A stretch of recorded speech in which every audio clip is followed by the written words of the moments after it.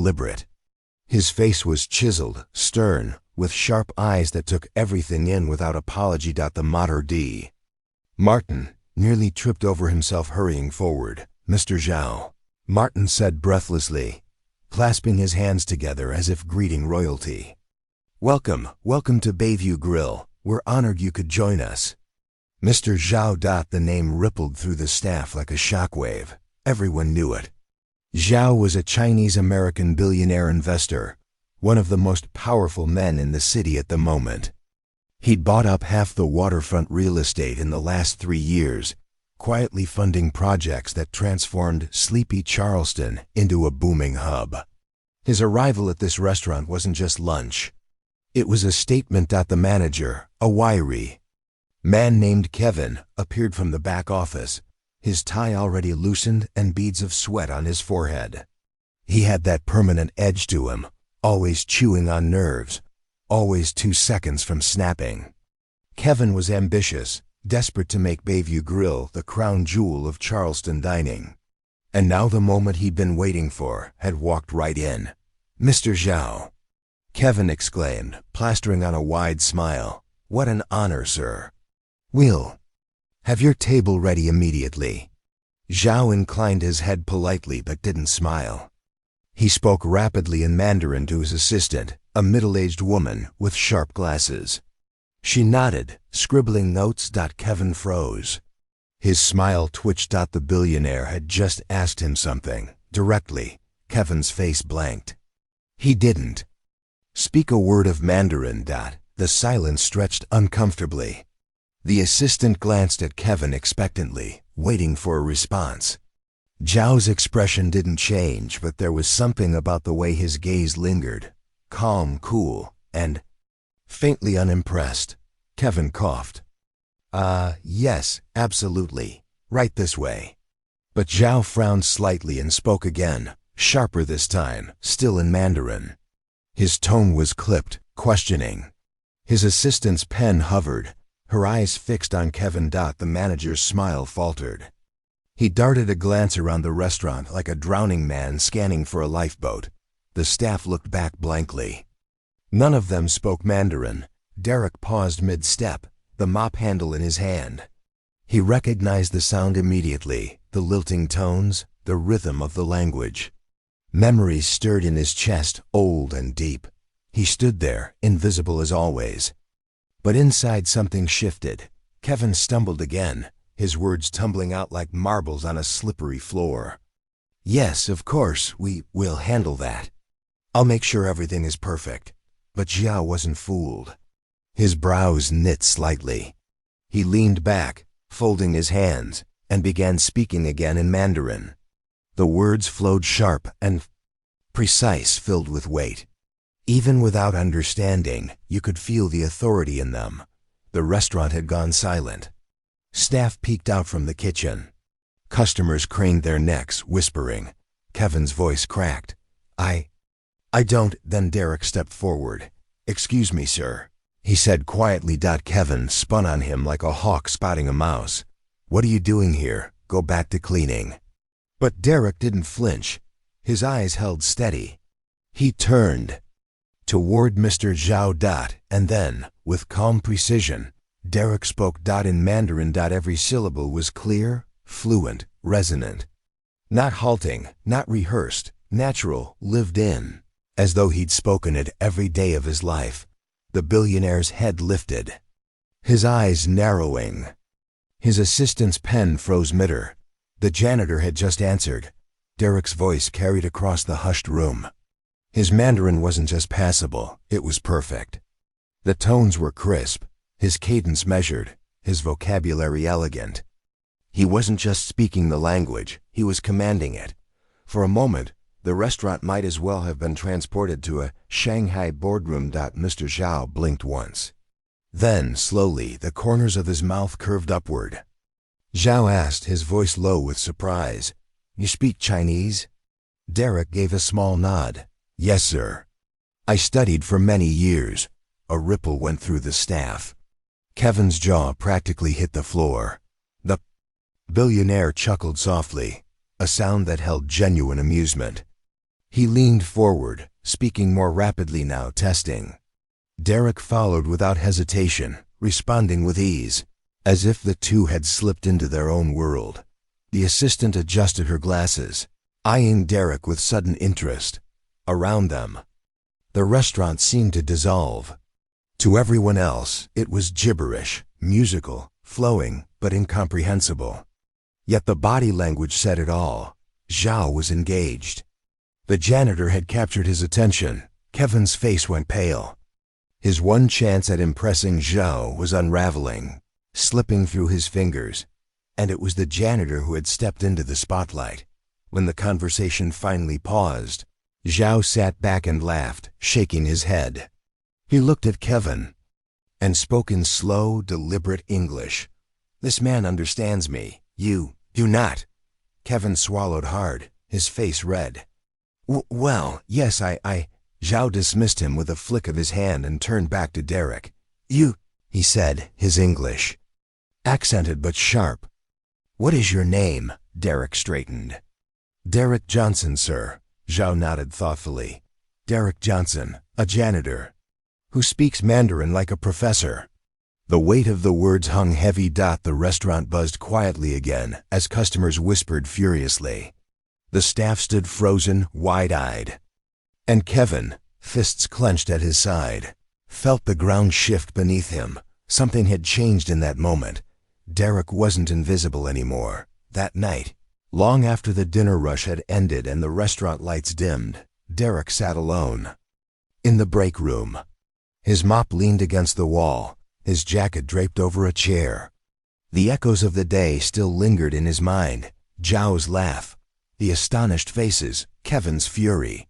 For the first time in years, Derek felt seen. But with that recognition came a storm he hadn't expected. He heard footsteps.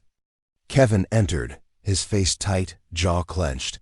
What the hell was that today? Kevin snapped, slamming the door behind him. Derek looked up calmly. "What do you mean?" "You know exactly what I mean," Kevin hissed. "You embarrassed me in front of him. Do you have any idea who that was? What that could have meant for this restaurant?" "I didn't embarrass you," Derek said evenly. "I answered his question. That's all."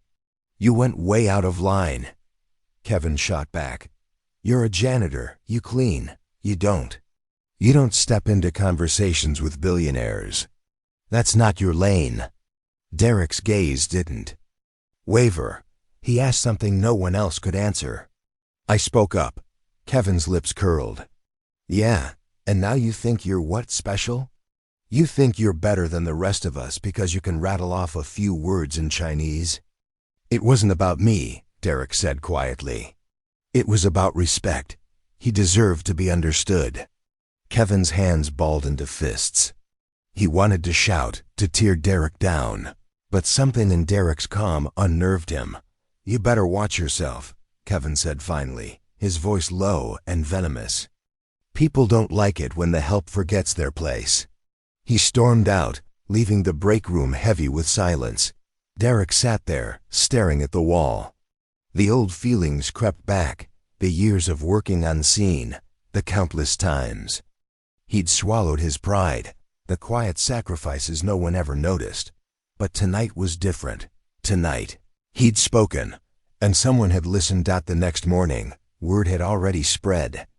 Among the waiters, the cooks, even the customers who'd been there, the story grew. The janitor who spoke perfect Mandarin, some laughed about it, some dismissed it, but others whispered with a new kind of respect. Derek felt the eyes on him as he pushed his mop across the floor. For the first time, people weren't looking through him. They were looking at him, but Kevin's glare burned hotter every time their eyes met.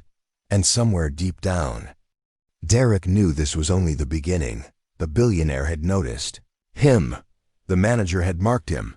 The whole city was about to find out who Derek Johnson really was. By Friday, the story had reached a boiling point. Derek hadn't asked for attention, but attention came anyway. A waiter named Luis clapped him on the shoulder during prep. "Man, I don't know where you learned that," Luis said with a grin. But you should have seen Kevin's face. Priceless. Dude looked like somebody pulled his pants down in church. The kitchen staff laughed, even the line cooks who rarely spoke more than a grunt. For once, Derek wasn't just the janitor. He was part of the conversation. But Kevin? Kevin was a different story. He barked at everyone louder than usual, snapped at minor mistakes, and glared at Derek whenever he crossed the room. His temper had always simmered, but now it boiled, barely under the surface. By mid-afternoon, Kevin's office door slammed so often it rattled the picture frames. The next shock came 2 days later. Mr. Zhao returned. The martyr nearly fainted when he spotted him again, stepping into the atrium in the same commanding stride. Customers turned their heads, murmuring. A billionaire didn't just stroll into the same restaurant twice in 1 week unless he had a reason. Kevin hurried forward, smoothing his tie, his fake smile already plastered on. "Mr. Zhao." "Welcome back, sir." "I'm honored," Zhao raised, a hand cutting him off. His eyes swept the room and landed on Derek, who was buffing a brass railing. "You," Zhao said, his English direct. "Come here." The room stilled. Derek wiped his hands on his work pants, feeling the weight of every stare. Slowly, he walked forward. Mr. Zhao gestured to a chair. "Sit with me." Kevin stuttered. Sir, he's not he's." Staff, he shouldn't. But Zhao's eyes flicked over Kevin like a man brushing away an insect. "He will sit." Kevin's jaw worked, but he didn't dare protest again. Derek sat down across from Zhao, his heart steady but his mind racing. Billionaire leaned forward. "Tell me," he said in Mandarin, "how did you learn my language?" The room buzzed faintly with conversation, but Derek's world shrank to the table. The billionaire's steady gaze and the familiar cadence of the words. "I studied at the University of South Carolina," Derek answered in Mandarin. "Languages. I spent 2 years teaching English in Nanjing. It was a long time ago, but it never left me." Zhao's eyes flickered with interest. "And now you clean floors?" There was no cruelty in the words, only a sharp curiosity. Derek nodded once. "Life has its turns. My wife got sick. Bills piled up. Someone had to work steady hours. 4. The first time, Zhao's expression softened, almost imperceptibly. "You are wasted here," Zhao said. "A man who knows language knows people." Across the room, Kevin's teeth ground audibly. From that day, Zhao began to frequent Bayview Grill, not for the food, but for Derek. Every visit, he asked for him. Every conversation, he switched easily between Mandarin and English, testing, probing, laughing when Derek responded with flawless timing. The other staff started calling him Professor D behind his back. Half teasing, half admiring, but Kevin? Kevin saw his control slipping away, his authority undermined. Every time Zhao waved Derek over, every time the janitor sat with the billionaire like an equal, Kevin's stomach twisted tighter. It wasn't just jealousy. It was fear. If Zhao invested in Bayview Grill, it could put the restaurant on the national map. Kevin had dreamed of that moment for years, but Zhao wasn't looking at him anymore. Zhao was looking at Derek. And Kevin couldn't stand it. Breaking point came one Friday night during the dinner rush. The restaurant was packed. Chandeliers glowed warmly, wine glasses sparkled, and the air hummed with laughter and clinking forks. Mr. Zhao had reserved the corner table with 2 associates, both serious-looking men in charcoal suits. Kevin hovered like a shadow, desperate to insert himself. But Zhao kept waving him off and gesturing for Derek instead. Derek moved cautiously at first, balancing his mop work with Zhao's questions. But soon, the billionaire pulled him fully into the conversation, his associates watching with thin smiles. One of them leaned forward, speaking rapid Mandarin about a real estate deal in Savannah. Derek caught the nuances immediately, the hesitation in the numbers, the careful choice of words. He responded smoothly, even daring to suggest a phrasing that might soften a negotiation. Zhao laughed, slapping the table. His associates looked at Derek with new eyes. The entire dining room buzzed with whispers. Customers leaned toward each other, murmuring, the janitors at the billionaire's table. Talking business. Kevin snapped. He stormed to the table, his face red, his hands trembling with fake composure. Sir, Kevin said sharply, I think there's been a misunderstanding. Derek here as well, he's part of the cleaning crew. He shouldn't be disturbing your meal. Zhao's head turned slowly, his gaze cool. He is not disturbing me. He is helping me. Kevin forced a laugh, but it rang hollow. With all respect, sir, he's not qualified. He's just trying to make himself look important. He cleans bathrooms, for God's sake. Don't be fooled. Enough. Zhao's voice cut through the air like a blade. The whole restaurant went still. Kevin's words died in his throat. Zhao's eyes narrowed. Do you think because a man cleans floors, he has no mind? No worth? Kevin stammered. No, sir. Respect is not about title, Zhao said coldly. It is about character. This man has shown me more wisdom in 1 week than you have in all your talk. Kevin's face crumpled. Heat rose up his neck, blotching his skin. He tried to recover, but the weight of every eye in the room crushed him. Zhao turned back to Derek, switching effortlessly to Mandarin. Never let small men decide your value. Derek swallowed hard, his throat tight. He nodded once, his voice quiet. I won't. By the end of the night, Kevin had locked himself in his office. The staff whispered in corners, equal parts. Thrilled and terrified. And Derek? He stood outside the restaurant on the back steps, staring at the marina lights dancing on the water. The night air was cool, salty, alive. For the first time in years, he felt something stirring in him again, something he thought he'd buried. Possibility. But possibility was dangerous, because possibility threatened people like Kevin, and Kevin wasn't about to go down quietly. The storm hit Monday morning. Derek arrived early, as always, but when he reached the supply closet, his keycard didn't work. He swiped again. Nothing. Confused, he walked to the office. Kevin sat at his desk, flipping through paperwork with deliberate slowness. Morning, Derek said. My card's not working. Kevin didn't look up. Yeah, about that. We're cutting back hours. Budget's tight. Don't really need a full-time janitor right now. Derek's stomach dropped. You're firing me? Not firing. Just reducing redundancy. Kevin smirked, finally meeting his eyes. You'll get your last check this week. Maybe you can find someplace else to show off your little party trick. Anger surged hot in Derek's chest, but he held it back. He wouldn't give Kevin the satisfaction of seeing him lose control. Instead, he nodded once, turned, and walked out. But as he stepped into the cool morning air, one thought burned in his mind. This wasn't over. That evening, Derek sat at his kitchen table, staring at the final notice for the power bill. The apartment was dim, the only light coming from a cheap lamp in the corner. His wife, Monica, rested on the couch, her breathing shallow from another long day of treatment. He rubbed his hands over his face. He'd tried to hold it together for her, tried to hide the strain, but the dam was cracking. Then his phone buzzed. Unknown number. He almost ignored it, but something made him swipe. Hello? Mr. Johnson? The voice was crisp, female, accented. Yes.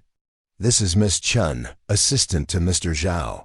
He requests that you meet him tomorrow, noon, at his office downtown. Derek sat bolt upright. His office?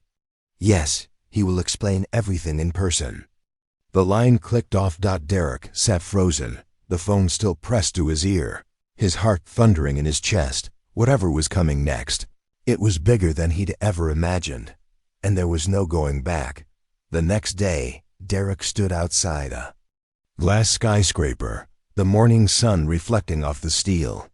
He wore his best shirt, the one he saved for church, pressed carefully that morning.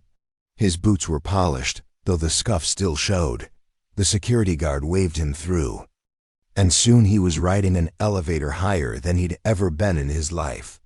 His reflection stared back at him in the chrome walls, weary, uncertain, but steady. When the doors opened, a receptionist ushered him into a wide office with floor-to-ceiling windows overlooking the harbor, and there sat Mr. Zhao, calm as ever. "Sipping tea, Mr. Johnson," Zhao said warmly, gesturing to the chair. "Come, sit." Derek did, his palms damp. Zhao studied him for a long moment. Then he said, "You are wasted cleaning floors. I have a proposal for you." The words hung heavy in the air, electric, and Derek's life tilted on its axis.